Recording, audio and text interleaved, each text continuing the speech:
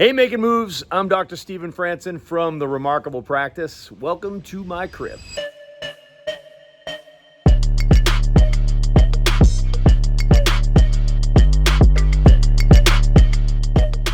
What is up, everybody? Welcome back to Making Moves, a podcast for chiropractors looking to grow both personally and professionally. And I'm dedicated to bringing you content from the trenches from high-level entrepreneurs and or chiropractic goats that can help you fast-track your way to success, giving you implementable and tangible strategies and tactics that you can sink your teeth into to grow your practice today. I'm sitting here with one of the chiropractic goats, in my opinion, Dr. Stephen Franson, and I feel so fortunate to be sitting down right here with you right now. Man, you're so welcome. It's just awesome having you guys here. Re-recording a podcast. It's a story for another time. This podcast is called Making Moves, but I think it could be retitled Overcome because that's what we've had to do. All in, baby. We're all in. This trip has been nothing but hardship and just deeper learning, you know. We came out here to shoot a podcast. We came out here to have a conversation, mainly for the benefit of the learners or the listeners, and I think I've been the biggest beneficiary of this trip. Awesome, man. And it's just been a blessing to come out here and see how you organize your remarkable life, how you live what you teach, and you've been just giving us the most hospitality-based experience that we could ever, expect. It's our pleasure, man. We got to have dinner with the Franson family last night. The whole family. The whole family. It was incredible. Your sister Kim, just awesome person. The entire family was amazing. The night before that, you took us down to Portsmouth.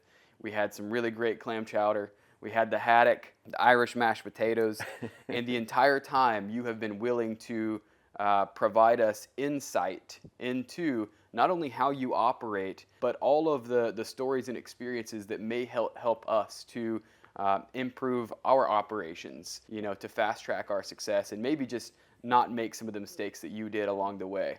And so I just want to, again, share my appreciation for you and also say that one thing that I'm going to be taking with me is the hospitality that you gave and that you shared with us, and you kept telling me you're welcome, and you're literally welcome, and I felt that. It wasn't just a formality, you're welcome. You were telling me you are welcome.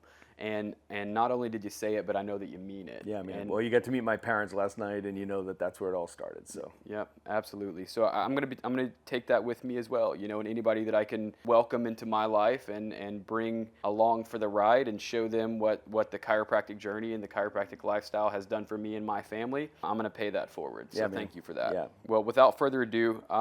Let's dive in. We have a lot of really great topics, I think, to cover over these next 90 minutes. Yep. And I think that we may be doing it pretty quickly because, like you like to say, we're going to try to shove 20 pounds of shit into a 10-pound sack. So I think we're gonna do that today, but it's gonna be incredible. Just want to start by this book right here, which is the reason why I'm here. To be honest, is this book. I bought this book, received it in the mail. And then you guys sent me one, actually, after I had signed up for the CEO program. But I read the top of the cover page of the book, and it really struck an emotional chord within me. And it says, you can create a remarkable practice as part of a remarkable life, not instead of one. And that really hit me because as a practitioner now for 3.5 years in a practice, graduated August of 2020, opened my practice during the middle or the onset of COVID. And kind of working through the first 2.5 years of my practice during a pandemic in Boulder, Colorado, really restricted, really locked down, I was having to sacrifice what I thought was going to be a remarkable life in an attempt to build a remarkable practice. Yes. And I burned out really quickly. And it started to drive a wedge in between my relationship, between myself and my wife, between myself and myself. I was, sacrificing my physical health, emotional health, spiritual health, and all of that was the intention of building a successful practice. Yes. And 3 years too late, I believe I ran into TRP, and that first line really set me on my path to sitting here with you today.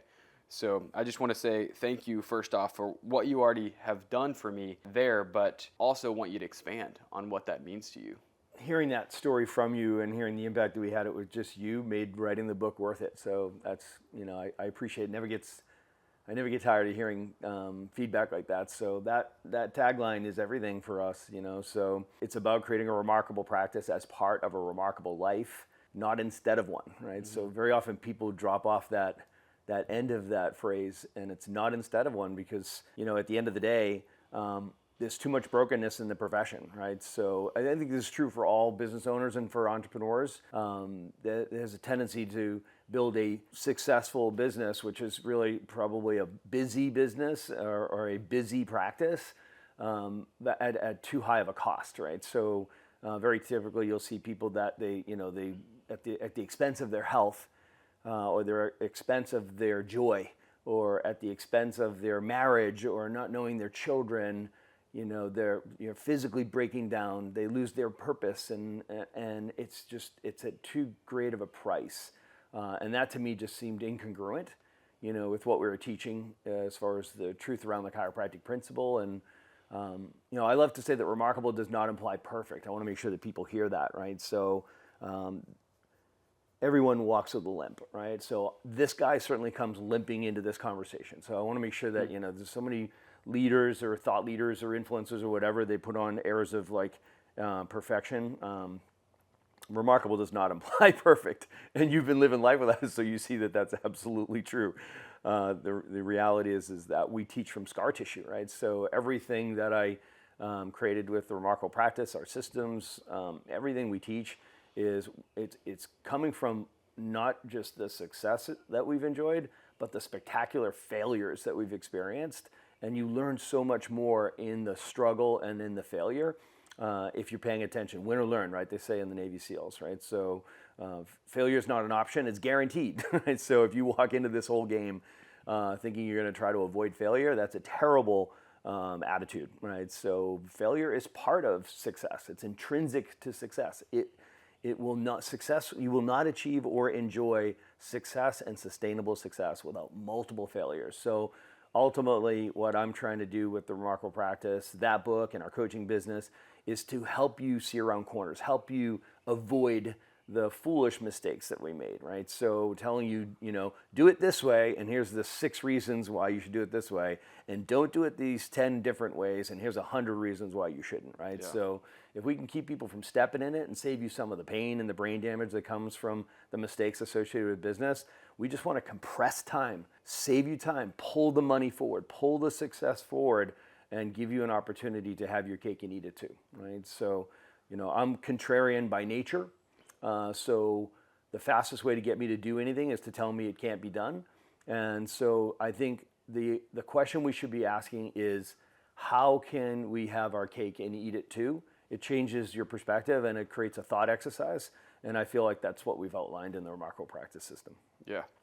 No, that's great. I mean, I can definitely attest to all the things that you said, coming out and trying to reinvent the wheel and kind of piece together, I think, as you said, Frankensteining my systems, something I learned over here, something I learned over here, trying to piece it together like gears in a watch, and thinking that I had done something that no one had ever done before. And then 3.5 years in, seeing that I had done something that nobody wanted to do before, because it's really challenging to do, and I think, as we've said several times throughout our past 2 days, is business is a game and a sport.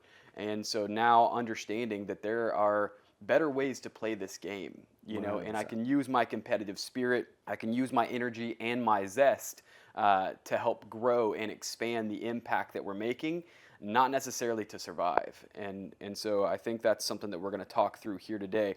I do want to say that, what really was so attractive about the Remarkable Practice to me is the way that you have organized and constructed all of the systems within TRP. I myself am a very visual person, and I like to see things in frameworks. And frameworks just make sense to me because it provides me a blueprint. I can reverse engineer all the action steps, and then I just have to execute on those action steps to get to a clear, definitive goal. And so I was trying to create all of that and map all of that from scratch, and just, like I said, pulling it from different resources. And then I found TRP, and the way that you outlined not only the internal or intrinsic systems for chiropractic practices, but also the seasons or the life cycle of a chiropractor just made so much sense to me. And the way that you broke it down was launch, build, scale, and exit. And then you had the 5 domains within each of those 4 seasons, which was attraction, conversion, retention, team building, and collections. And so now taking that 4 seasons and then adding the 5 domains in, and then kind of extrapolating off of that, creating extension arms and laying out really bulletproof processes, procedures, and systems that have been tried and true over thousands and thousands of other chiropractors. I'm excited to hear you break those down for not only myself, but also the listeners today. So if you can just give me a brief overview of those 4 phases of practice, if you don't mind. Yeah, so that's a great frame because it organizes conversations just like this. I want to make sure that we pre-frame this conversation before we just get into the data, Sure. right? So I want to make sure that people hear the heart around what we're trying to help them achieve in their life. And you hear the word success used quite a bit, and I'm very careful around this word, Sure. right? Because I was yoked with somebody else's definition of success early on in my career because no one stopped and asked me what my idea of success was and made me do the work to unearth what truly is most important to me and to Camilla and I as a couple, and to running not just a business but a family and running a life together. So I think it's very important that we start there. And my pastor said something once that really struck me, which I needed to hear at exactly the time that I heard it, which is be very careful how you define success because you're going to spend your lifetime pursuing it. And I needed to hear that. So we're very careful not to project on our clients or on chiropractors or anybody that we have the opportunity to work with. We don't project an idea or our idea of success. I don't tell people what success looks like, but I will tell you where success lives. Yeah. And I think that's very important, right? So success lives when you have alignment between 3 very important components. The first is your core values, the second is your vision story of success, and your third is your behavior. So your core values are the things that are most important to you, right? So the core values are the things that you have to do the inside work. You've got to unearth, like, what's really most important to me. Not an aspirational exercise of I think these are the answers, like the beauty pageant answers that everybody gives around, I should say these things out loud because somebody's asking me what's most important to me. It's like literally, what is most important to you? If you audit your schedule, your time, energy, focus, and money, each one of those limited resources has an economy. And your time, how you spend your time, how you invest your money, where's your focus and where does your energy go, that's going to reveal, that's going to tell you, it'll help you unearth what are my real core values, right? And most people won't do that work. There's brushing and then there's flossing. This is flossing, right? This is the deep work, right? And most people roll their eyes and be like, is he really going to talk about mission, vision, purpose, core value? Yes, because every successful person that I've ever known, and I study successful people, and I look for commonalities, and I'm sure this is true for you and for everybody listening, is they have done the work on core values, on purpose, on mission, on vision story, right? They've done the hard work so that they have clarity around not just who they are, but why they're here and what they're doing and what success looks like, right? That exercise starts with core values. So then you have your purpose, which is your why, and your mission, which is how are you going to serve your purpose to manifest your vision. And your vision story is, where are we going? Like, what are we creating? What's your ultimate view of success for you? Like, what does success mean to you through the lens of your core values? So once you have clarity, and this is fluid and dynamic, right? Like, your vision story is fluid and dynamic, and you've got to give yourself grace to allow that. That's a very healthy and natural thing. Think about your life. Before you decided to become a chiropractor, you had a vision story for your life, even if you weren't able to articulate it. And then you discovered chiropractic, and your vision story changed. And then you got into practice, and your vision story changed. Or before you met your wife, you had a vision story for your life. And then you met your wife, and that changed the story. And then you had kids, and your vision story expanded and changed, right? So that's a dynamic thing. Core values are a forearm tattoo. Core values don't change, right? So you've got to do that hard work to determine what would be the forearm tattoo with the list of these are the things that are most important to me. That becomes that reference point. Yeah.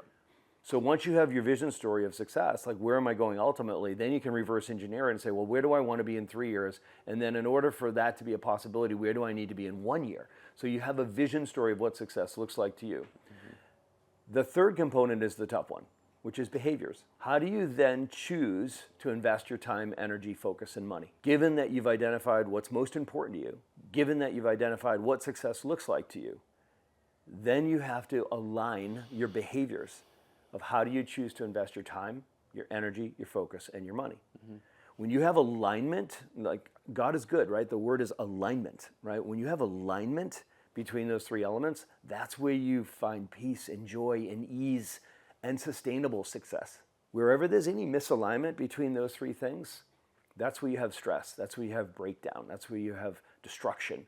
If there's any contradiction between those, that's where you really see breakdown. You know the expression, your contradiction leads to destruction, and the degree of the destruction is a reflection of the degree of the contradiction, right? So that's what that means, is if you have a contradiction across those three things that need to be in alignment for you to enjoy sustainable success. So that's my diatribe on how to keep success a very conscious and deliberate process in your life that you continually revisit. Am I clear on my core values? Are we, if we're doing life together as a husband and wife or business partner, are we clear on our vision story? Do we agree on these things, right? So are we clear on the vision story? Is it part of a regular dialogue? So we keep clarity. Clarity is the greatest accelerant. And you know this is true because wherever you lack clarity, it slows things down, right? Yeah. So clarity is the greatest accelerant. Are we clear? Can we tell a clear and compelling story so that we can convey to others what does success look like? So we can recruit them into helping us manifest that, right? So that vision story has to be crystal, and it has to be a compelling story. So people stop what they're doing and be like, I want to get in that boat. Yeah. And they have to buy into that vision story if we're talking business or partnerships, even a marriage. And then it's the behaviors. Get those behaviors lined up, how you choose to invest your time, energy, focus, and money. It's the lighthouse. I think that's something that was pretty profound to me whenever I first started coaching with Dr. Eric in TRP, the CEO. Big E. The CEO program is. I had done the mission, vision, core values before, but I had done it in a way that. Now looking back, it was brushing. I had went through and I kind of picked out all of the buzzwords that everybody likes to throw down in their core values list that everybody seems to roll their eyes at. They get that sheet and maybe this resource or this exercise had been prompted to you before, and it's mission, vision, core values, and you just kind of fill it in with words that feel right in the moment. That's pretty superficial, and then you throw in your 6 core values, whether it be attention to detail, excellence in all we do, innovative, whatever that looks like. And then we were prompted to do this core values exercise again. And I had not only a video from you and Dr. Pete, but also Dr. Eric to kind of outline that for me. And Sarah and I sat down and did it together. And now we did it through a different lens. Yeah. It's like we have time, energy, focus, and money as our 4 limited resources.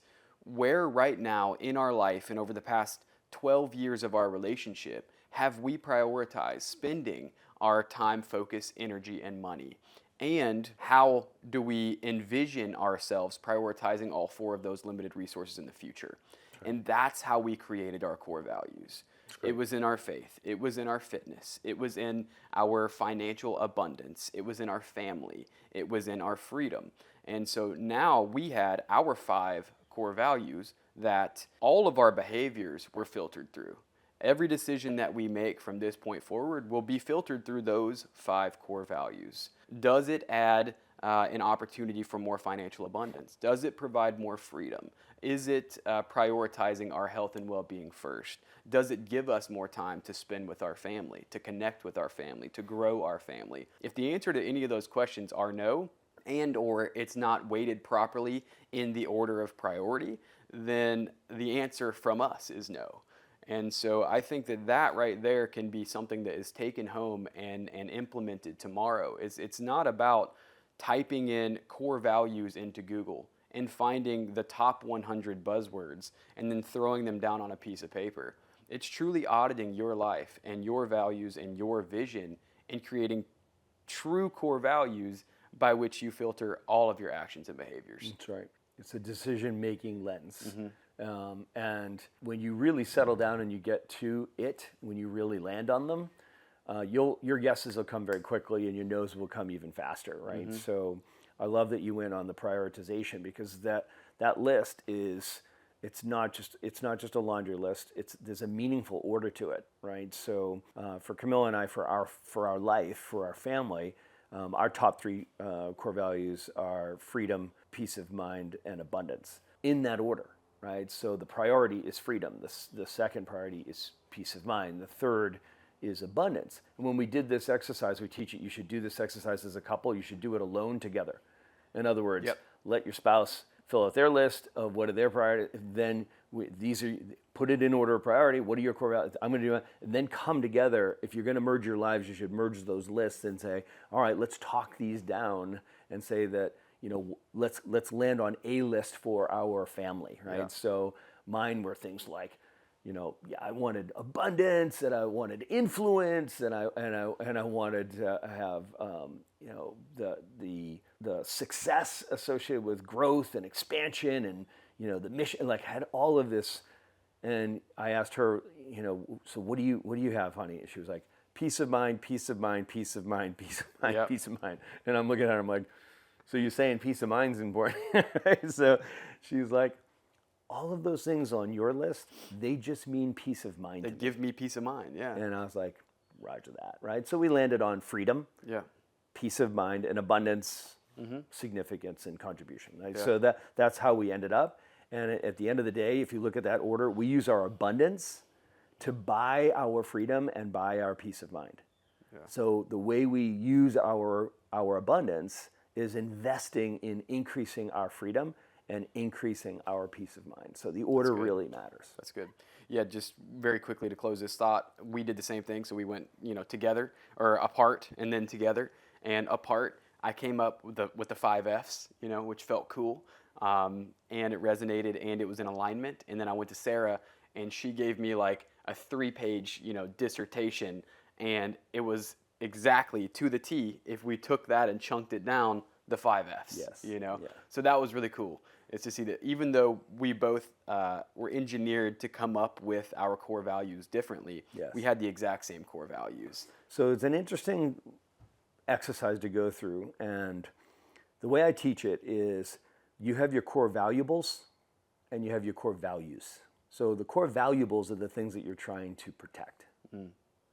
Okay. So the Franson 5 is your faith, your fitness, your family, your fitness, your finances, and your fun.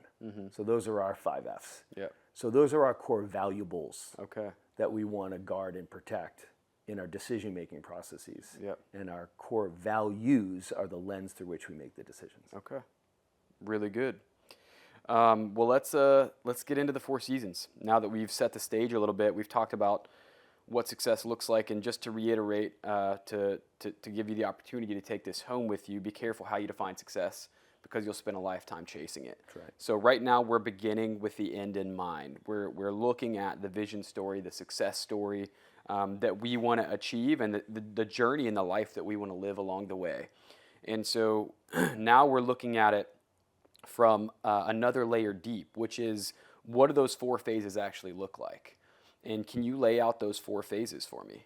All right, so we created this construct called the 4 seasons of the chiropractic career to organize conversations like this, but it's also how we organize all of our material, our courses, our programs, all of our clients, our coaches, our experts are organized into these 4 seasons, right? So the arc of the chiropractic career, there's 4 seasons available to you. The first is launch, the second is build, the third is scale, and the fourth is exit. So if you launch, build, scale, and exit across the arc of the career, launch is the first year in business, right? So when you've launched a practice and you own your practice and you own a business, that first year in business is called launch. The second year of business practice and beyond is called build. When you're an established practice and an established practitioner, an established business, and you are looking to build the practice, right? So you happen to be the owner operator, so you're a self-employed entrepreneur. Yeah. You're a sole practitioner. You own the practice, but you are the one that's head down, bum up, adjusting the patients. So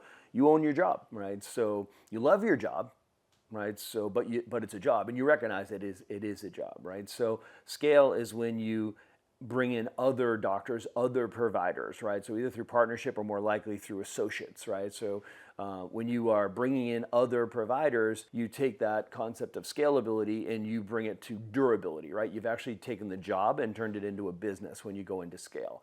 So the difference between a job and a business is businesses are scalable, they're durable, and they're eventually transferable, right? So there'll be transferable value. In other words, somebody who's a sophisticated business person can see the transferable value in the business and want to buy that business, right? So scalability, everybody understands, and everybody talks about scalability right now, and that's wonderful, that's great.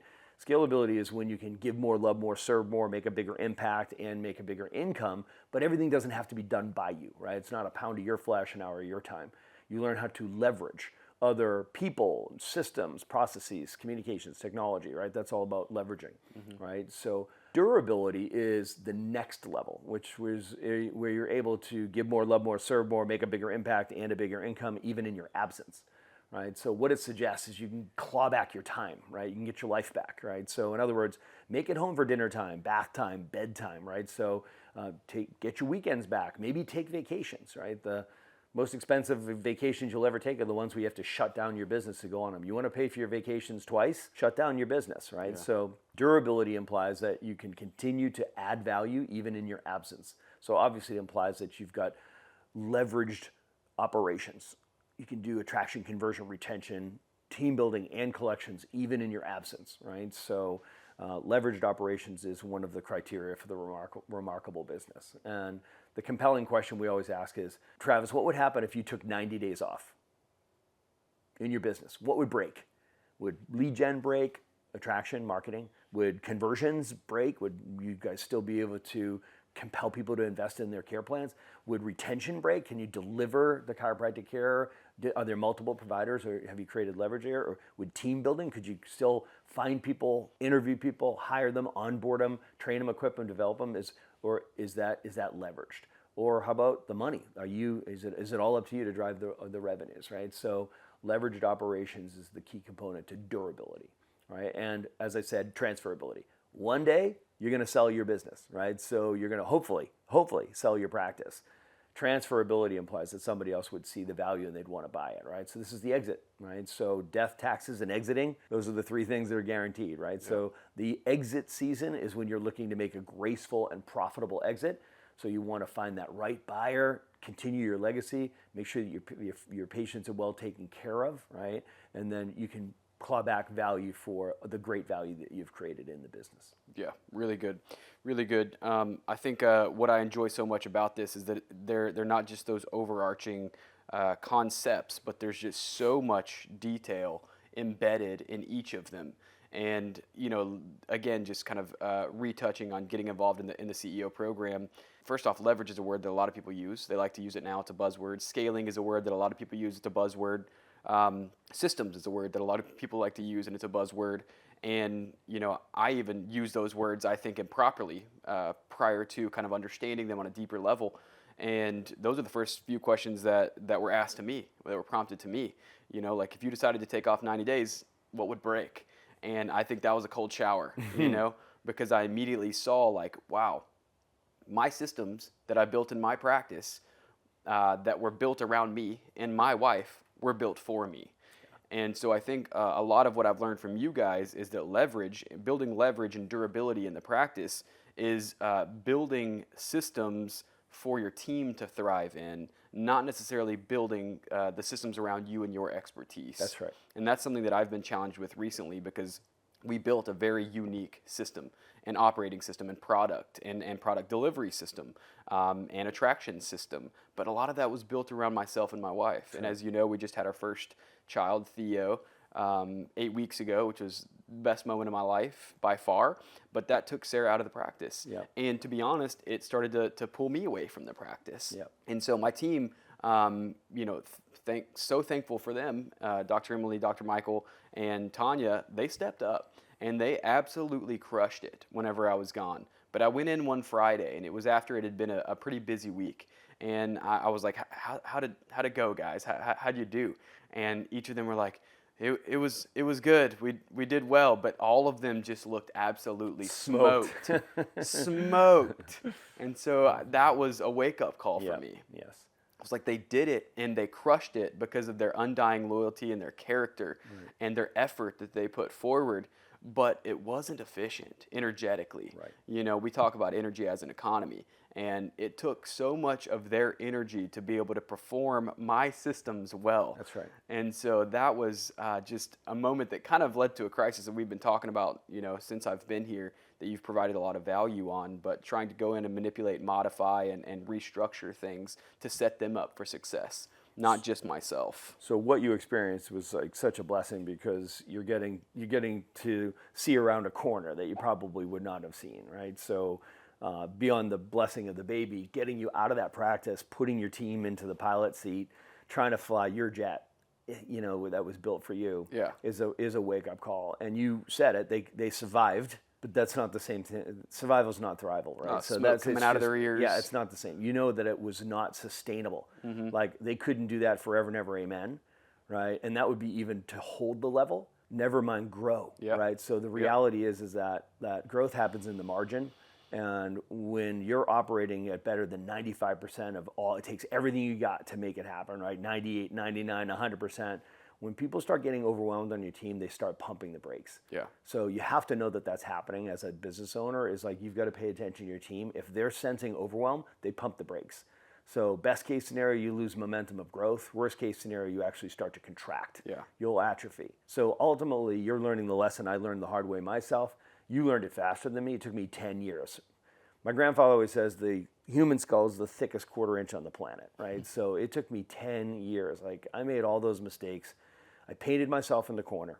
It was the Franson show, you know, in our practice. We were a husband and wife team, and it didn't really reveal itself until, you know, Camilla got pregnant and we had our first baby, my son Samuel, and then, you know, she was pulling away, and next thing you know, I had built up the associate doctor program to the point where we had help, so I was just like, you know, you can go, but I was still like getting so overwhelmed that I literally stopped one time and looked at her and I'm like, I don't even want to grow the practice anymore. And she looked at me like, what? And that's when I knew that we had hit a breaking point. And it wasn't that I hadn't established scale, because I had started to scale.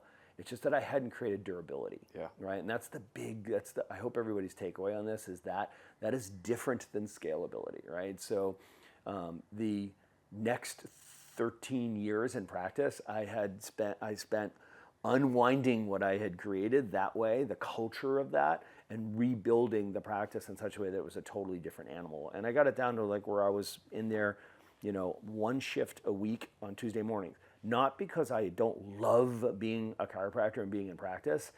Every single day I was in practice, 26 years in practice, I knew I was doing exactly what God hardwired me to do. Exactly. I used to say it all the time. I am completely built for this. I love chiropractic and I love being a chiropractor. So I didn't move away from something that I didn't love. It's just that we had maxed out. You know, we were doing constant work, seeing 350 patients a day, scoping, gowning. I mean, could not have moved faster for 15 years. I mean, it was just, I was feeling the four walls, and I'm like, I'm young and strong, and I'm like, is this what I'm going to do for the right? Like, I don't. What is it? 1,100 a week? Is it 1,200 a week? When I'm going to start working Sundays? Like, what is happening here? Like, what am I doing? And I felt those four walls. And that's where we started the coaching program. Was I had 39 associate doctors, and during that 39 associate doctor training process, I recognized that everybody's a little different, right? Yeah. So they're doing the same systems that I'm doing, and they're saying the same things I'm saying, but they're not getting the same results. And it was just really a learning experience to recognize, like, oh, really? There's categorically 3 different types of chiropractors.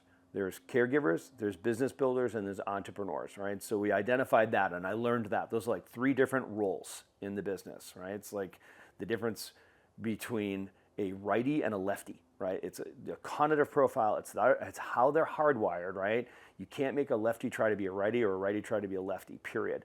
And there's really 2 different types of leadership styles, really 2 different approaches to conversion is where it's revealed the most. Are you more of a persuasive, influential, with a lot of personal power style? or are you more of an empathetic connector converter style? Yeah. And what I recognize is most chiropractors are empathetic connector converters, especially those that wanted to be associates, Yeah, right? So that's good. my system was set up for my personality as a persuasive, influential leader. Same. And they were trying to be me and it didn't work. So I had to break it all down and rebuild it. So our Remarkable Practice system is built for that person to be a empathetic connector converter, because it's for most chiropractors better than 75%. Their cognitive profile is to be a caregiver. So that's natural for them, and you can teach people that. You can train it. It's a system, it's a process, it's a set of provocative questions. It's literally a system with scripting, etc. You can train somebody how to do it, and boom, everything took off. And that lesson that I learned from that was, when you're an owner-operator, you hire people and build a team around you to support you. When you make the ascension from owner-operator to CEO, you build a team of experts, and you come around them and support them. Yeah. It's a totally different thing. When you go from laborer to leader, your team is totally different, right? That's a totally different approach to it. My job as the CEO is to create environments where people are more successful with me than without me. And I serve my team. My team is there serving our clients, and they were serving the patients, and now they serve our coaching clients. I serve my team. I take care of the team takes care of the customer. Yeah. Yeah, that's good. I think I definitely experienced the cart pulling, and not just being the one that's pulling the cart, but also being the one that wanted to pull the cart. It's like, I got this. Oh, like, yeah. Put it on my back. Put it on my back. I can carry this. I can pull it. I will not tire out. Yeah. I will persevere. Put I'm more all weight in. on the bar. Absolutely dedicated until I reached my pain line, which is what we had just talked about. And then once I began to understand that concept, that we actually won't grow through or past our pain line, I realized why there was some moments that I can reflect on where it was almost intentional sabotage, self-sabotage. It was like 100%. I was the one pumping the brakes intentionally, but subconsciously, because I didn't want to grow through that pain line, because It's a more survival growth meant more mechanism. work. Yes, and so I think that's where the conversation of durability came into play, not just scalability, not just starting to bring in a few more associate doctors and then to work side by side so that I could continue to now put more weight on my back and have more weight to pull, but also now creating durability that actually uses real leverage so that those operations are carried out without me. Yep. And then I can be in a supportive cast member role. And I think that's where now that pain line expands. And I guess there's always going to be that goalpost. So it's just once you kind of achieve that and maybe surpass through that season of problems, now we're talking about a new season of problems and challenges that are going to come. But that was really good. I've really enjoyed that reframe for me so far, and the systems and processes that you guys have laid out. Let's talk through the 4 seasons now. So let's dive into launch. Let's have you break down the blueprint for launch. I know you guys have a remarkable launch program, which I wish I would have been in, to be honest, because I launched and I'll never regret any of the things that I did, because it is absolutely 100% what created the person that I am today, what provided me with the experience, the experiential wisdom and knowledge that I have. I always like to say I wear my scars like medals, and I have a lot of them. And I have a lot of those scars because of the way that I did things, the choices that I made. However, I do, looking back, think that my path could have been a lot more easeful. Maybe not easier, but easeful. I think that we're built in challenges, we're built through hardship, but those are things that you're not going to eliminate for people anyway. They're going to have their own challenges, they're going to have their own hardships. So if you could break down the blueprints, the blueprint for me in bullet point fashion, and just kind of let us know, like, what are you guys prioritizing to ensure a remarkable launch? So I love that we're going to unpack these, and I just want to add that the struggle and the hardships are just part of it, right? So we just have to make sure that I'm not trying to normalize the hardships to the point where you're setting yourself up for these expectations and you're looking for your next hardship. Yeah. But you are looking for your next struggle, right? So we should, an on purpose, on mission person is always looking for the next hard thing to do, right? So it's one of those things that I think that that's what's developing the grit that it takes to be a really successful chiropractor. So just don't be afraid of those things. It's just like I do hard things, right? So, and you get on the other side of that, and you are stronger, right? So I think the struggle is such an important part of the journey. So when people feel the struggle, just gotta shift your attitude around and be able to say, oh, good, great, okay, good. This is the hard thing. This is where most people quit. I'm going right through this, over it, around it, whatever, and just make struggle your friend and recognize it's just like when we go out of we were in the Hell Barn yesterday. You know, those Atlas balls, it was a struggle, right? Fighting gravity like that. It's like, good, right? That's why we did it. We chose to put ourselves in that environment. And when you look at,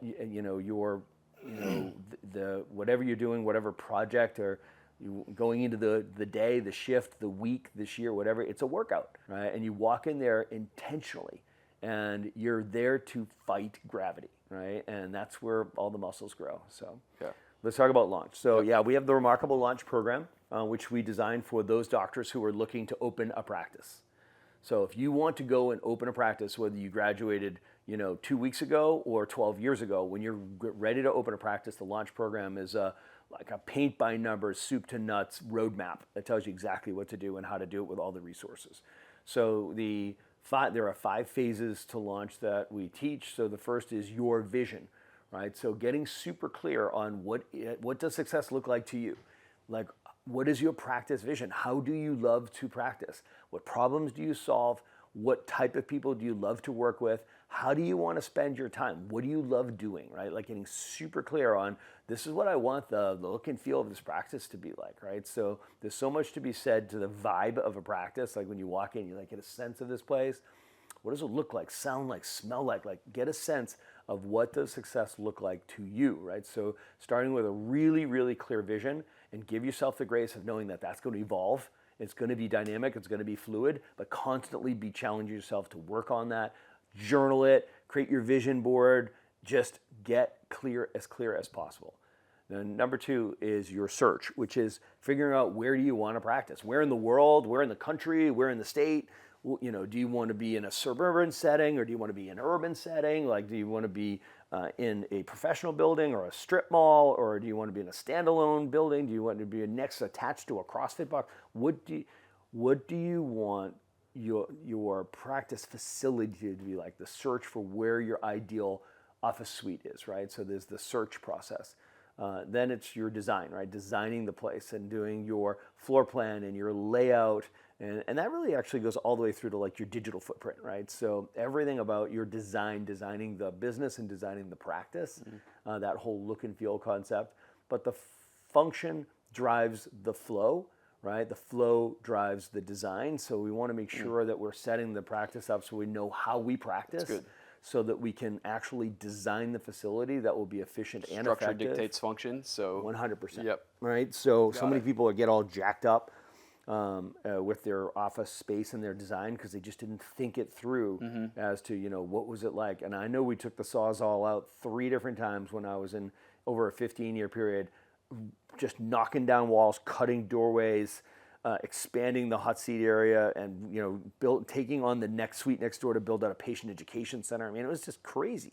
But it was awesome and it was evolving as the vision was evolving. And then it's the build out, right? So it's your build out, and that is the actual physical plant build out. And then there's your launch, which is your marketing up into your soft launch and then your grand opening, et cetera, and then your first 12 months in practice. Yeah, that's good. I would say that, looking into these 4 phases here, like first off, vision casting, I think we did a good job of that. The search, not necessarily. I think I've made 3 major mistakes in my career thus far, and one of them being location. And I think location is everything. We made a poor decision to move into an undeveloped area or a newly developed area that we thought we were beating the development. We were going to have a lot of traffic that was to come in the next few years. That's how the city had laid out the plans, and those plans, like you have said several times this weekend, everything takes more time and is harder than what you expected or anticipated. So all of that expansion has been pushed back. That development's been pushed back. So we're kind of the outskirts. The outskirts. So we just don't have heavy traffic right now, which has been challenging. And that's one thing that I would have changed for sure. Location, location, location. But you also said one other thing the other day that I want to drop here as a golden nugget. You said to live where you want to live because you'll always drive to work. And so even that's not necessarily embedded in the Remarkable Launch program, I do think that it matters for young chiropractors that may be uprooting from school and then they're moving halfway across the country to go practice where they want to practice, but also reminding them to live where you want to live. And so you mentioned living here, beautiful property, Hampton, New Hampshire, and then practicing in Boston. And I see why you live here. Because this is just a beautiful paradise that you have built and obtained here, but you practiced an hour away. And so I've always thought, like, why would anyone want to, drive an hour to and from work? But it makes so much sense now. You're always going to drive to work. There's always a commute. So you might as well live where you want to live. That's right. That's a good point. Yeah, we are beach people. We're surfers as a family, so I knew that if I worked all week long and there was a great swell on the weekend, I'd end up leaving my family for the weekend and go to the beach to go surfing. And I was like, I don't want to be that selfish dad, right? So we live where we surf, and the beach is right over there, and having the ability to get up, even when my kids are young, and I could get up, do a sunrise surf, and be back before they even get out of bed, and I'm going to be a better dad all day long. I'm so energized and stoked because I just had a great morning, a great start to my day. And, it's like, what are we going to do the rest of the day now, right? Yep. So that to me was worth the 1 hour commute. And that commute's long. That's a longish commute. I think probably 40 minutes would probably be ideal. But the blessing in that was I got to listen to every book ever written over 22 years of driving back and forth. You name it. I've read the book, I've listened to it, and I would usually buy a book and take my notes in the book as I was listening to it. You can read books pretty fast that way. Mm-hmm. That was just a hack. There's always a trade-off, So, is it great to be in your community and be able to take care of everybody in your community, that you coach the kids' baseball team and you meet new patients and move families that way? Yes. So I traded off on that, but I just made sure I was intentional about interjecting into the community, or injecting ourselves into the community, and really engaging and participating in the community. But when it came to go home, it was right up 95. Yeah, let's dive into build. So we've kind of talked through the launch phase now. And I know we left a lot of systems talk on the table. So I wanted to save that for the build phase, because even though it is appropriate, and I think in launch, you're going through the planning of your practice systems, you're not really in the trenches yet. I know you did talk through year one, but even if we have to retrace a little bit, we can do that. But let's talk through the build phase. And I know the build phase now to be where you are the practitioner now that is kind of wearing all the hats. Owner operator. And you have your 5 domains under the 4 seasons, and now let's take those 5 domains and speak to them under the build phase. That's right. Okay. Yeah. So when we talk about the 5 domains, these are the 5 domains of the practice. There's attraction, marketing, lead generation, conversion, which is your sales process, right? Compelling people to invest their limited resources in your services to achieve their goals. Yep. There's retention, which is delivery, right? It's delivering on your promises. So it's educating and adjusting patients, making sure people get better health outcomes and a great health experience. Then there's team building. Surround yourself with a world-class team of A players only. And then there's the finances, the money, collections, right? So no money, no mission. Yeah. So just making sure you get all 5 of those domains right, and know that all 5 of those domains live under each of the 4 seasons. But the attraction conversation is different in launch than it is in build. The conversion conversation is different in build than it is in scale. The team building conversation in scale is different than it is in exit, right? Mm-hmm. So you have to understand that all 5 of these domains exist in all 4 of the seasons as you go through the arc of your career, but the conversation is different, right? So when you're talking to me about your conversion process and you have associate doctors, that's a different conversation than when you are the sole practitioner trying to learn a conversion process, right? So those are 2 entirely different things, right? Yeah. So yeah, our conversion process, we have our conversion and retention systems, right? So they complement each other. And very often those can feel disjointed with many systems, but our system is attract to convert and convert to retain. Mm-hmm. So we're very intentional about that.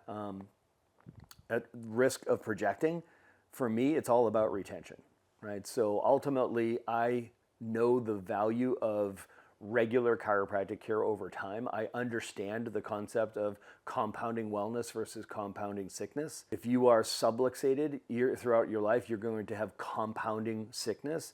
If you are subluxation free and getting checked and adjusted regularly throughout life, you're going to enjoy compounding wellness. So the longer you stay sick, the sicker you get. Everybody gets that, right? So conversely, the longer you stay well, the healthier you get, right? So that is the premise around how we set up all of our systems, right? So we attract to convert and convert to retain. So our conversion process really tees up retention so that retention becomes natural, right? It becomes, I won't say automatic, that's probably too strong of a word, but if you really do the system properly, it becomes nearly automatic, so this is the key to it, is doing that day 1, 2, 3, 4 process properly so that week 1, 2, 3, 4, month 1, 2, 3, 4, year 1, 2, 3, 4 goes so well for a 44-year-old or a family of 4 or a 4-year-old, right? You have to have total clarity around exactly what that looks like. Yeah. So conversion is day 1, 2, 3, 4. Day 1 is all about connection and discovery. Day 2 is all about ownership, taking ownership of the 4 agreements. Day 3 is about expectations and agreements. And day 4 is about paradigm shifting and recruiting to the mission. Yeah, that's good. We're gonna unpack that. I just want to very, very briefly touch on this, just because I think it's a big problem, or a big perceived problem in our profession. And now with us, with Making Moves Chirods Academy, we get to talk to chiros all the time, and we ask them questions about what may be bottlenecking their growth. And typically the answer that we get more commonly than not is, I just need more new patients. Has that been your experience as well? 100%. So regardless of where your business is, the size of your practice, and I do use those words distinctly, okay? So I want to make sure you guys know that I'm intentional when I say practice and I repeat myself and say business, because those are two sides of the same coin. There's a difference between your practice and your business, right? So from my experience, chiropractors don't lay awake at night worrying about their practice. They lay awake at night worrying about their business. Yeah. So we're very clear at TRP, we have drawn that distinction, and we coach and train those as two separate and distinct things. They're conjoined twins, but you have to appreciate them as two separate and distinct skill sets, knowledge bases, right? So things to focus on.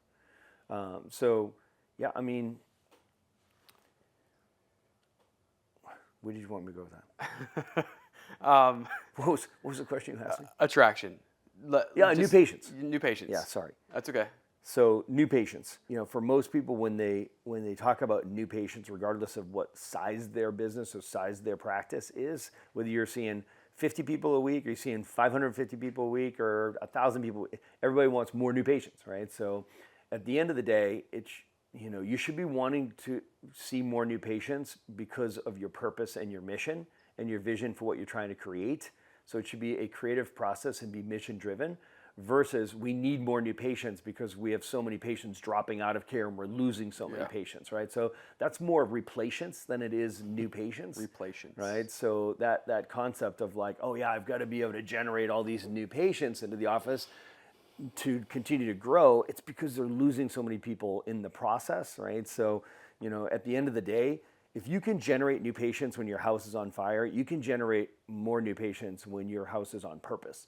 And I think that's the shift that people need to make. So yes, we want to increase the number of new patient leads, and we're very specific about how to do that, internal, external, digital marketing. But we have to fix our shit. Like, we've got to stop losing the people that are part of the tribe and that are in the house. And this is where retention becomes so critically important, right? So we have to make sure that we set up our systems so that people go from being believers to being understanders, right? So because when people understand chiropractic care, you want chiropractic care, right? So you don't have to believe chiropractic. You can understand chiropractic. And when you understand it, you want it, right? And once you develop wanting, people want to be under regular chiropractic care. Yeah. Let's talk through conversion. I think I recently took my team to Nashville to the conversion and retention immersion. Yeah. And it was one of the best investments that I've made in not only myself, but my team. Us showing up there with 700 other people in that room, this is kind of crazy too. And I want to touch on this. we were at dinner the other night in Portsmouth, and you kind of showed us right across the port there. You're like, that hotel right there is where we held the first TRP immersion.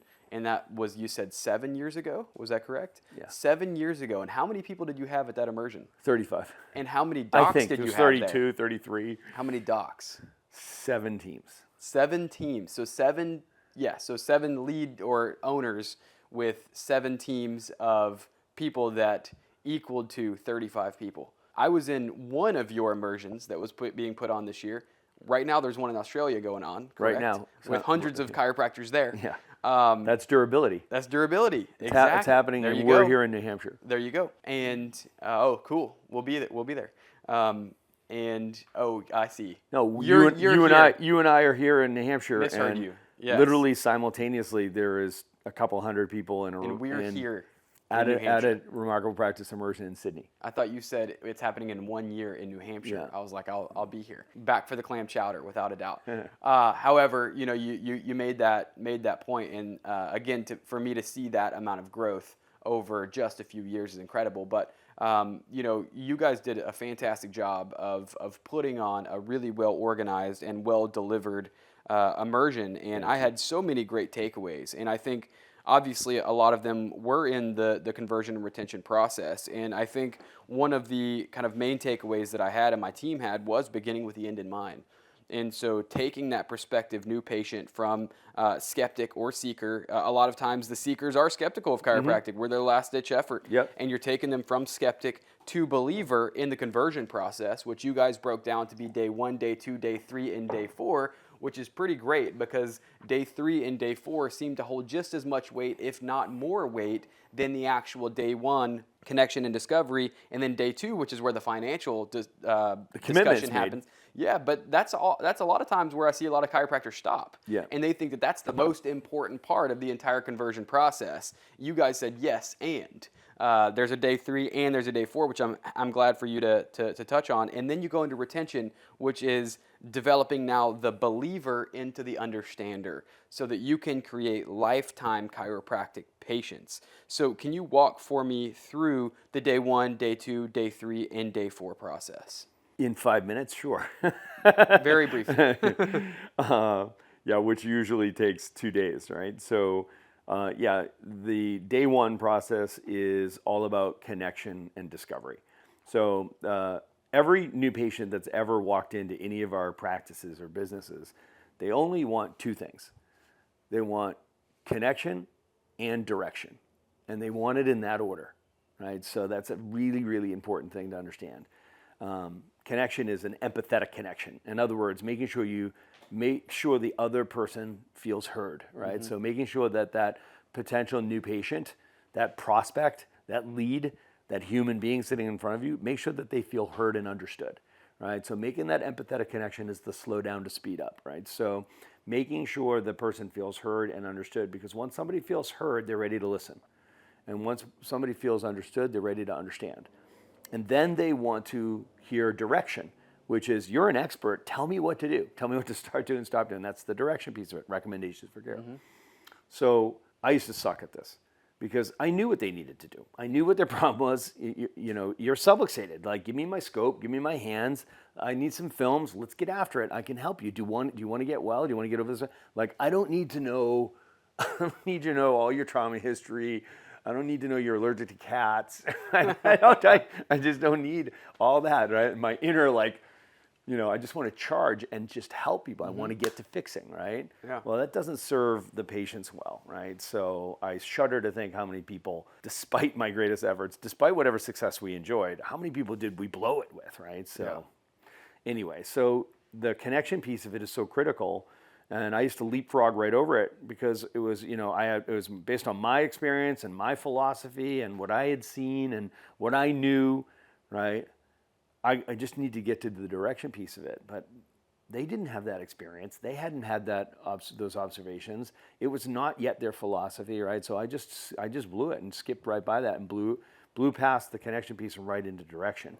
So that was a big mistake. Learned the hard way, and corrected it and systematized that because I'm not naturally empathetic, right? Strengths finders, right? The your top 32 strengths. I think empathy is like 36 for me. Right? So I needed to make it an academic experience because I needed to learn it because I want to help people. So I'm like, okay, this isn't for me. This is for them. Okay. So I've got to communicate this way so that we can actually speed up. Yeah. Because conversion happens at the speed of trust. Good. Okay. So if you do not establish trust, everything slows down. So I knew the fastest way to get to speed was to slow down, which is so counterintuitive. That's the paradox that people have to understand. Once you get to trust, whoa, everything speeds up forever with that person until you break trust. So that was the key to day one. Day two is about ownership. They've got to take ownership of the 4 agreements. We have to agree on that there is a problem and what that problem is, right? So the life effect. My health has gone sideways, it's jacking up my life. So we have to agree on the problem. Then we have to agree on the goal. What's the objective? What are we trying to do together? Right? So we have to agree on the destination. We're going to go here, then we're going to go here, then we're going to go here. We're going to go. You're here at point A. You want to go to point X, Y, and Z. Not I want you to go. You want to go. So you have to learn how to be Socratic and how to provoke the truth from people. Because when you say something to somebody, it means something. When they say it to you, it means everything. So you've got to get them to tell you what are they trying to accomplish, and you've got to be able to ask the right provocative questions. Mm-hmm. So we have a system of questions that you ask in this order to build trust and unearth what are their objectives and what are their goals. Immediate goal, short-term goal, long-term goal. And you're going to base your recommendations on that. Okay? So ultimately, you want to be a GPS system. At one point, you're going to look at the patient and say, okay, Travis, I'm ready to give you my recommendations for care. It's important that you understand how I've arrived at these recommendations for you. Frame it. Okay, doc, your recommendations are based on 2 things. Your goals and my findings.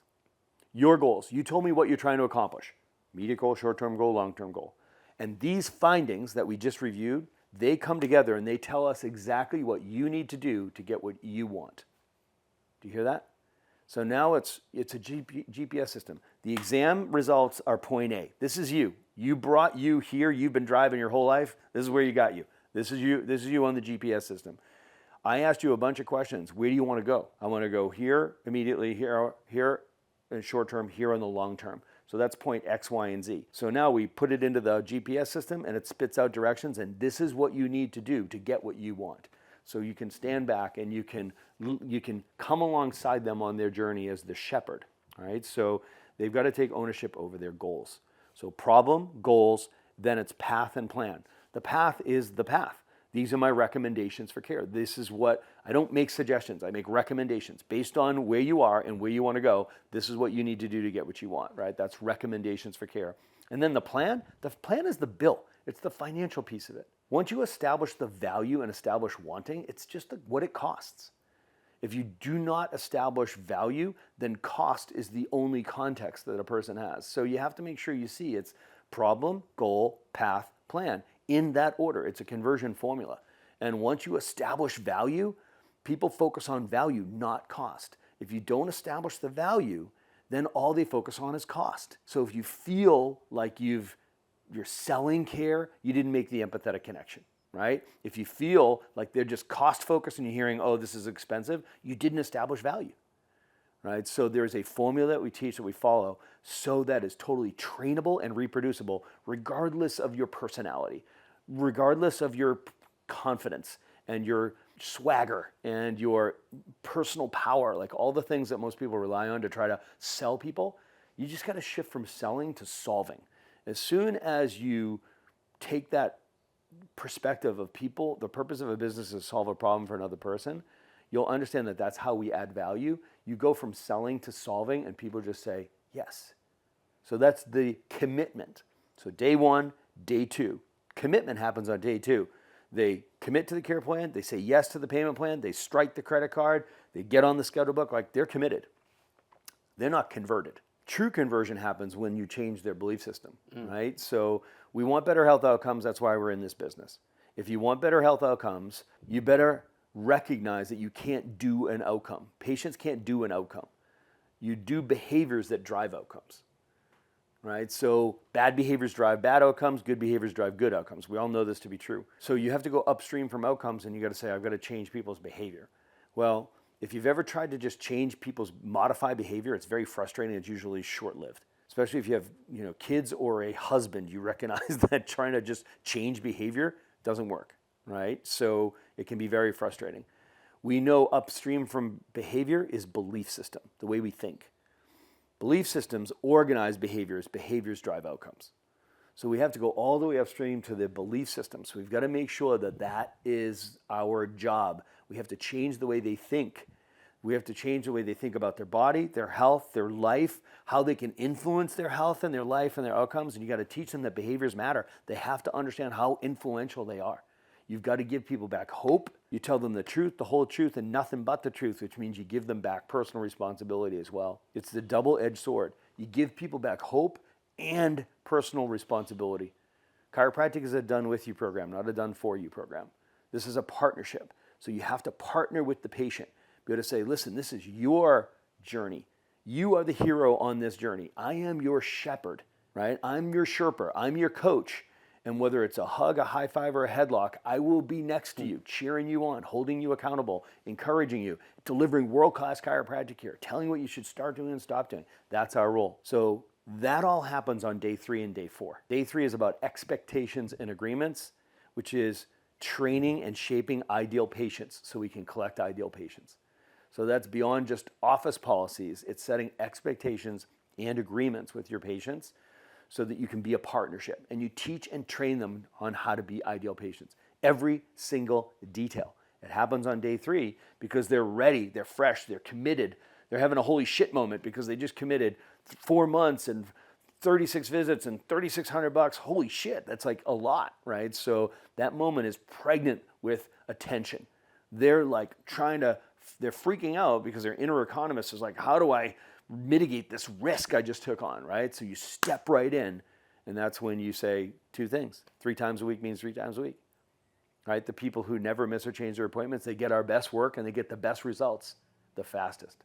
They're happy, we're happy, everybody's happy. Travis, the people that miss their appointments or change their appointments, they interfere with our work and they sabotage their results, slow everything down. They get frustrated, they're not happy, we're not happy, nobody's happy. So 3 times a week means 3 times a week. Are you with me? Yeah. Second thing, I know you still have a lot of great questions for me. In fact, you don't even know what to ask me. Do you hear that? You don't even know what to ask me. Create curiosity. There's things you need to start doing and things you'll need to stop doing outside of here so you don't screw up my work, right, and slow down your results. For your convenience, I've organized all of that information for you in a new patient orientation called Better Results Faster. Your new patient orientation is scheduled for Wednesday night at 6:45. Okay? It's not an invitation. It's the next step in your process. Now, if you have a spouse, I'll say, now, if your house is anything like my house, you're probably going home and trying to explain to your wife everything that you've been learning here, right? She's probably asking you some questions you have a hard time answering. That's my job. I want you to bring her to that new patient orientation with you so that she can ask me those questions and I'll answer them for you, okay? So now the spouse is coming.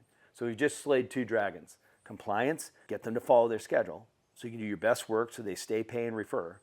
And get them to workshop so you can do everything else in the space and time that you create in workshop to shift their paradigm, equip them to get better results faster, and recruit them into the mission. That's day 4. So day 4 is Better Results Faster workshop. Okay? It might not technically be the 4th day or the 4th visit, but we call it day 4 because it's the last step in the conversion process and it's the first step in the retention process. My standard is you should be delivering the workshop where they walk in the door as a believer and they walk out the door as an understander. That's good. And, I heard you just continuing to reiterate the importance of the workshop. And I will say that I know several chiropractors in the industry that have mentioned trying to do some type of new patient orientation and always having challenges, getting people there. And I think somebody may have even asked you that question or prompted you with that question at the immersion. And we were in the room for the leadership and management, the CEOs mainly, and the owners of the practice.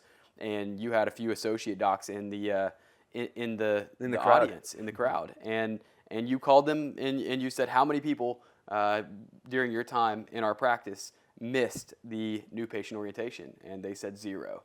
And so I think that was really cool because a lot of times you can say things from the stage or you can make comments. And a lot of times I'm sure a lot of chiropractors are rolling their eyes. They're like, yeah, right. There's no way he had 100% We had attendance rate. 100% attendance rate in the Better Results Faster workshop. Yeah. I never had a patient who did not go to the Better Results Faster workshop, and because I was committed to it, right? So it wasn't an invitation.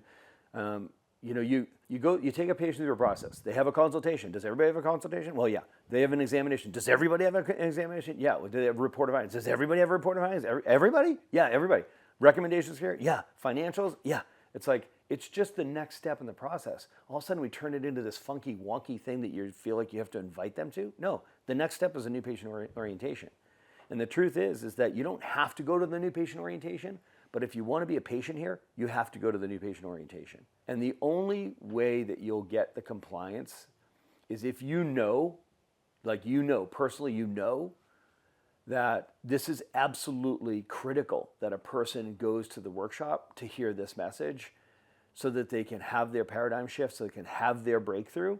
Because if they don't have their breakthrough, if they have a physiological breakthrough before they have a philosophical breakthrough, they're gone. Yep. Like chiropractic works. That's a great point. People get great results, right? So you have to change the way they think before the body changes the way it functions. Wow. Otherwise, you just delivered on what they expected, right? They're just using chiropractic instead of using a drug.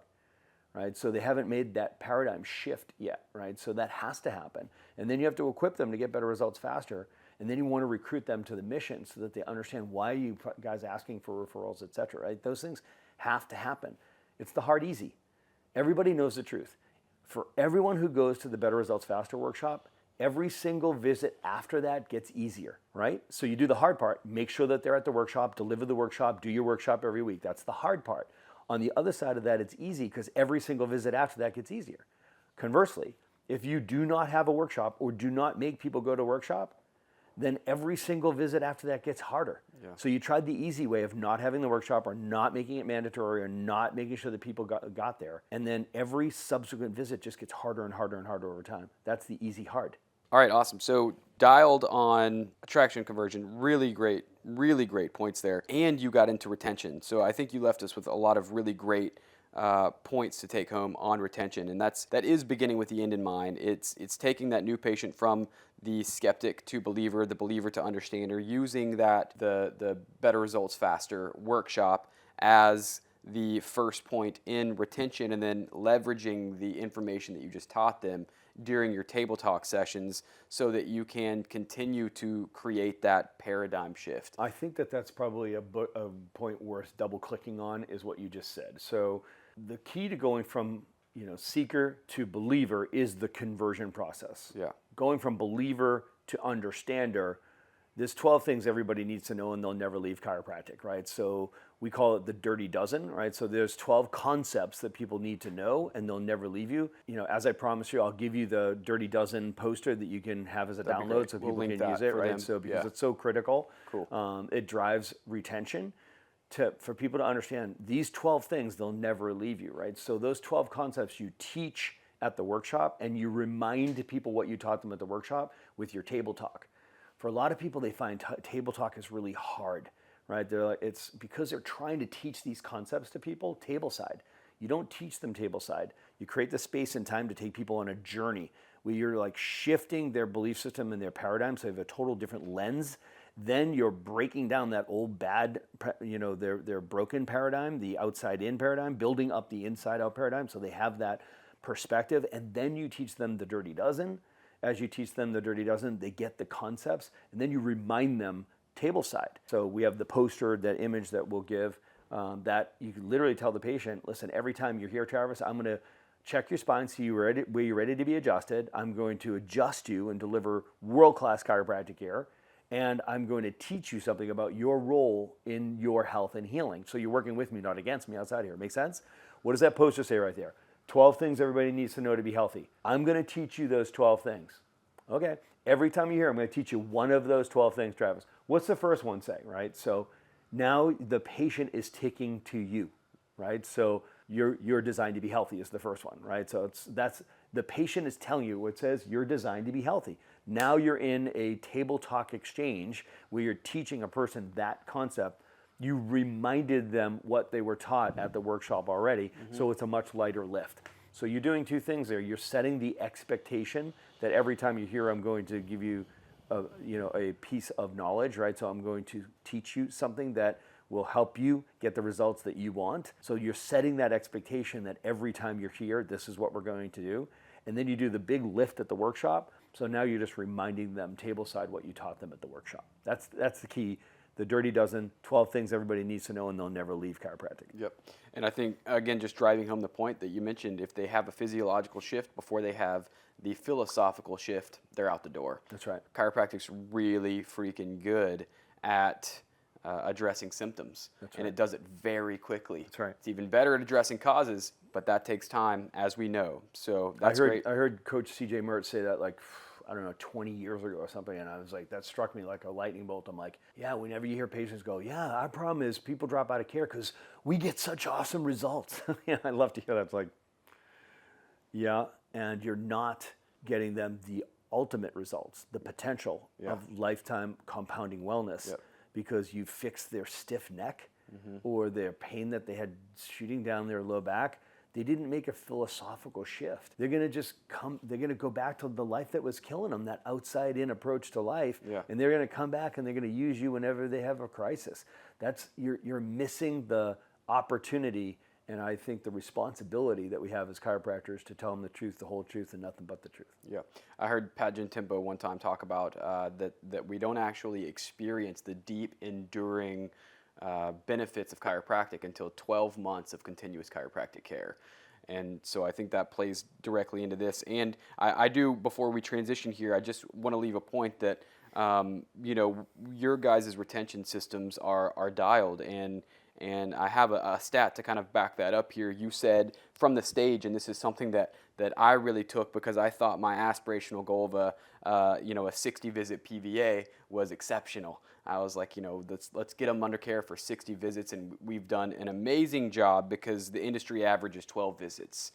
You mentioned that in your last 20 years of practice, you had a patient visit average, which is the average amount of times that a patient actually made it to your table or into the office, in average visit per patient of 300. Can you speak to that just briefly?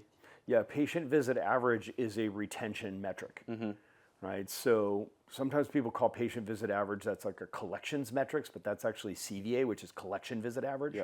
PVA is how many visits does any unique human being get in your practice over their lifetime? That's PVA, patient visit average, right? And it's a retention study. So yeah, we had a PVA above 300 for more than 15 years in the practice, almost 20 years in the practice. And it just meant that the average person that started with us stayed with us, right? So, and they stayed over 300 visits. So you can imagine, that was, we were delivering excellent chiropractic care and getting great results.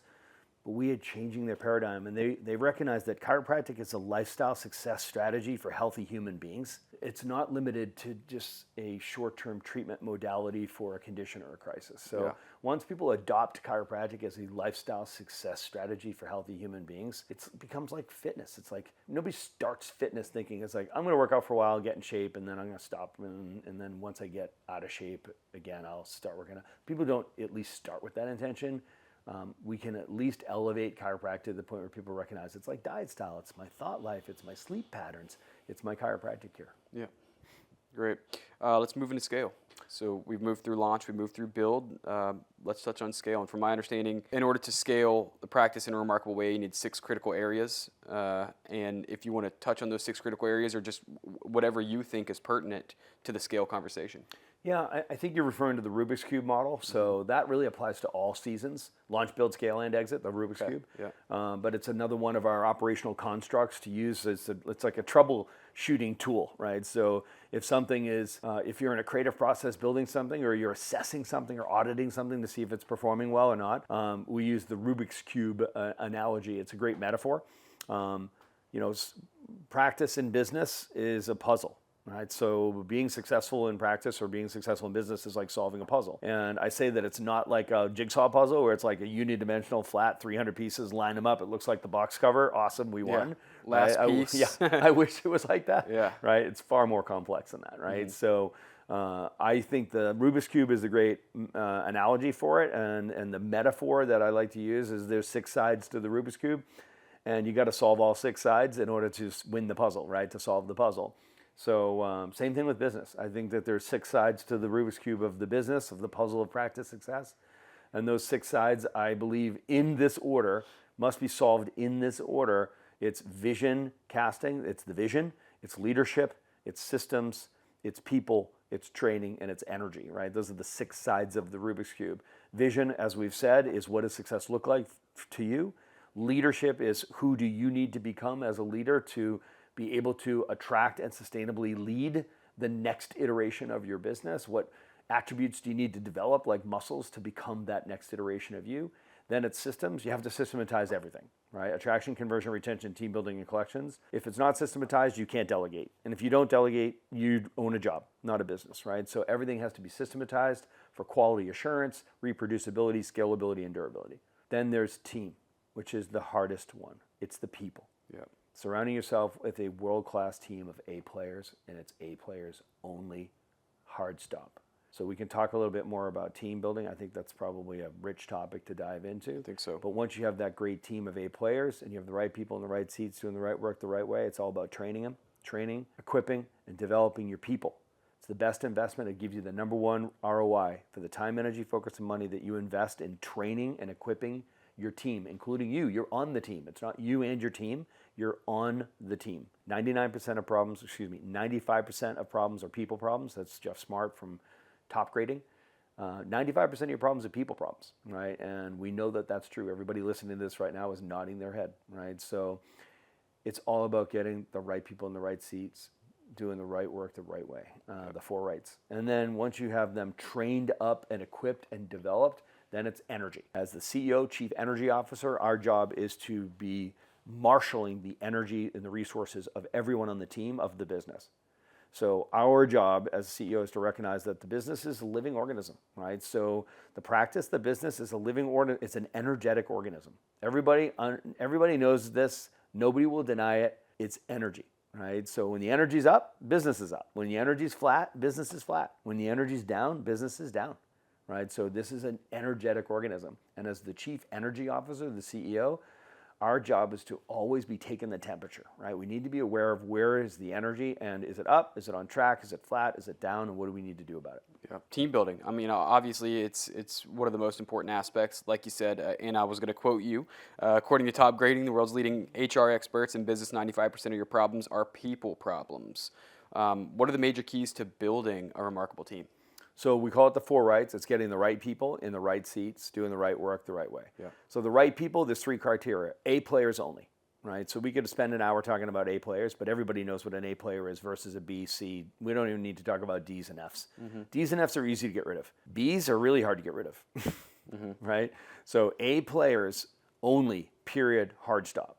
It's the first turn out of the driveway, right? So if you're coming out of your driveway trying to get someplace, and you're supposed to turn right out of the driveway and you turn left, you're screwed, right? You can do everything right after that, but you're not going to end up where you were trying to get, right? So it's the first turn out of the driveway. A players only, no stories, no excuses, right? And then they share your core values. They don't agree with your core values. They don't think it's a nice list. They're not inspired by it. They share and demonstrate your core values. Core values are the bouncer of the business. They determine who gets in the club, who does not get in the club, who gets thrown out of the club. We hire and fire by our core values. The core values are a code of conduct. This is what you can expect from me and everyone on this team, and this is what everybody on this team is going to expect from you. The Remarkable Practice core values are we're mission-driven, servant-hearted, innovative, we hustle, we get shit done, and we're remarkable, right? If you don't share those qualities, if you don't share those core values and demonstrate those core values, you ain't going to fit in. You're not going to fit in here. You're not going to make it, right? So we give people an opportunity to not take the position or pull themselves out of the business. And then vision story. They have to buy into the vision of the business. They have to understand and buy into, energize, compelled to say, that has to happen. I am in. I'm all in or I'm out, right? They've got to buy into your vision story.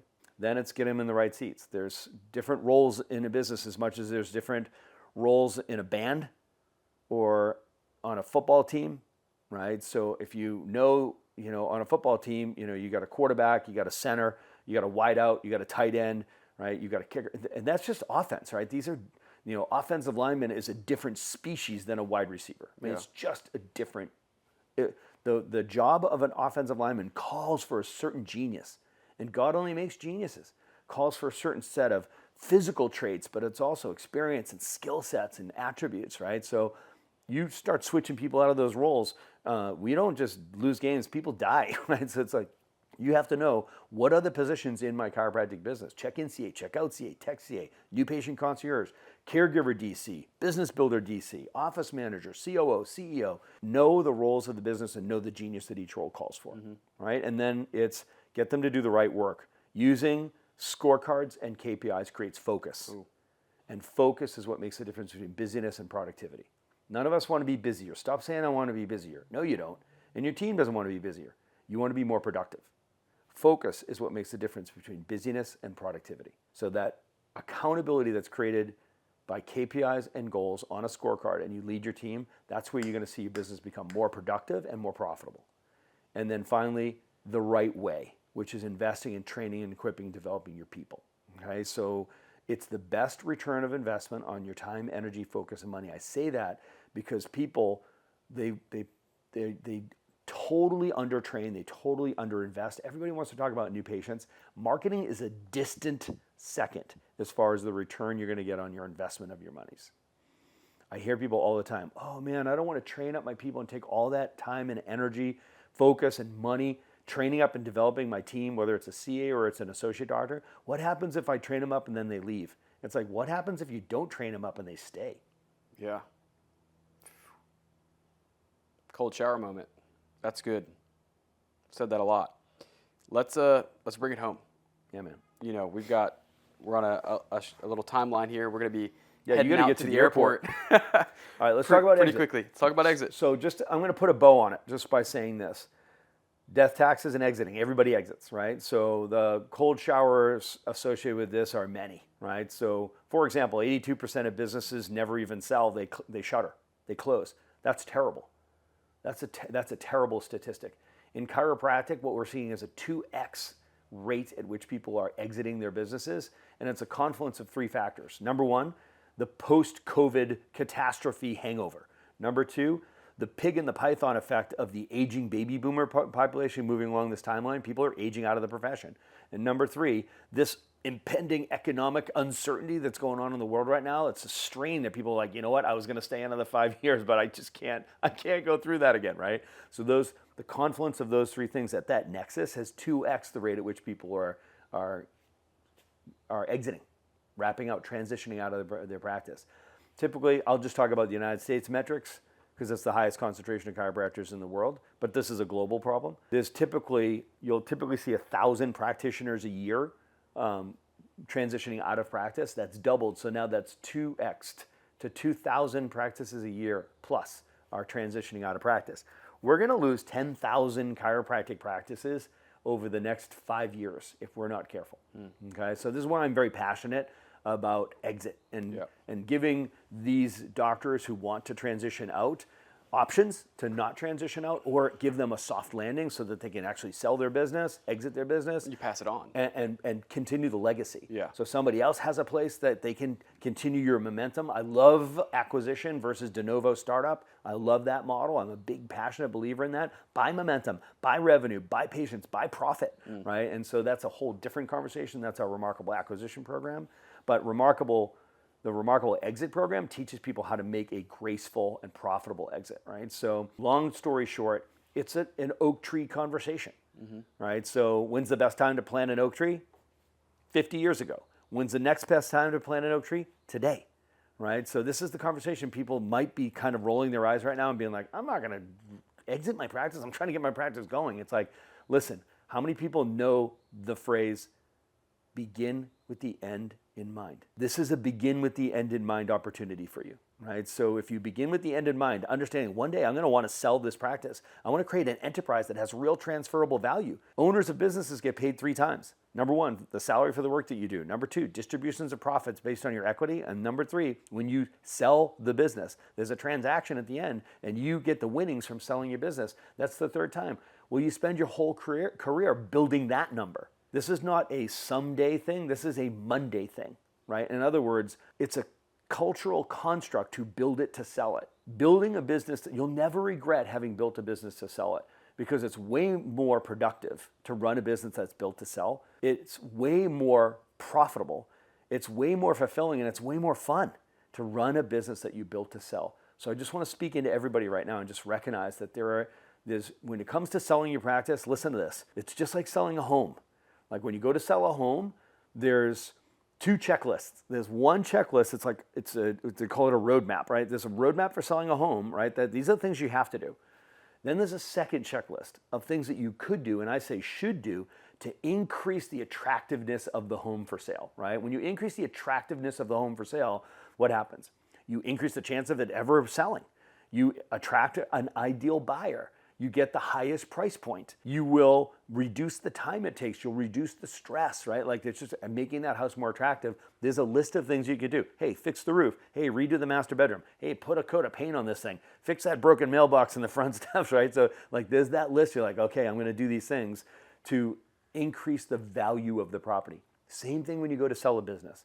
When you go to sell a business, there's two checklists. There's one checklist that's a roadmap. These are the things that you have to do when you go to sell the business. It's a sequence. Do 1, 2, 3, 4. You got to do these things. There's a second checklist, which is we call the value drivers. We have a value drivers cheat sheet that actually lists 20 different things that you could do and should do to increase the attractiveness, make your business more attractive to your ideal buyer. When you go through this checklist of things as you're developing and building your business, whether you're going to exit in 3 years or 30 years, this checklist is saying, okay, I need to have these things in place so my enterprise value is up. So I'm attractive to my ideal buyer, right? So it's going to increase the chance that you'll ever be able to exit the practice and sell it for real money.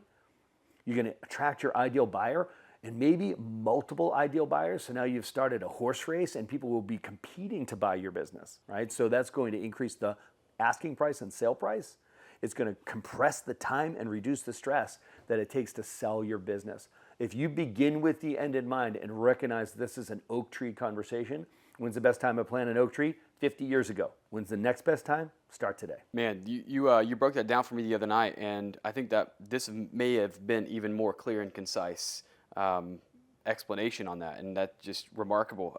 You also kind of talked through some of the other aspects of the exiting process that really just kind of expanded my understanding of not necessarily the complexity of business, but the layers of business and the layers of business understanding.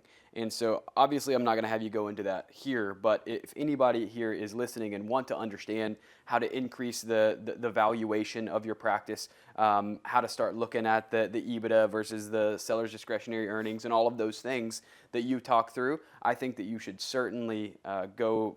Can we leave a link in the description? Maybe? Yeah, we'll put a link for the Remarkable Practice in general and for the Remarkable Exit Program. If you want to talk that down with me, I'm happy to do that. And then I think our Remarkable CEO podcast, I mean, if they're listening to this, Great. are podcast listeners. Yep. But, you know, Dr. Pete Camiolo and we've had our podcast for 5 years.